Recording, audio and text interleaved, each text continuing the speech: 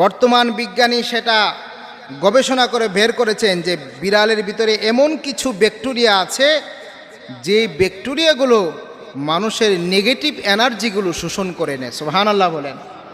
অর্থাৎ মানুষ যখন ঘুমিয়ে যায়, মানুষ থেকে যে নেগেটিভ এনার্জিগুলো বের হয় সেগুলো বিড়াল কি করে নেয়? শোষণ করে নেয়, যার ফলে মানুষের সুস্থ থাকে, সুস্থতা বেশি হয়। এই জন্য গবেষণায় দেখা যায় যাদের ঘরে বিড়াল পারে তারা অন্যদের তুলনায় বেশি সুস্থ থাকে। সুবহানাল্লাহ।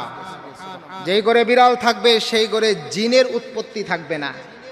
কথাটা কি বুঝতে পেরেছেন?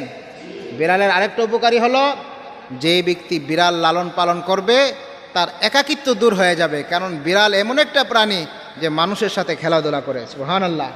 বিড়ালের আরেকটা উপকার হলো কি, বর্তমান বিজ্ঞান সেটা বের করেছে যে বাচ্চা, যে সমস্ত বাচ্চারা অসুস্থ আছে, প্রতিবন্ধী বাচ্চা আছে, তাদের সামনে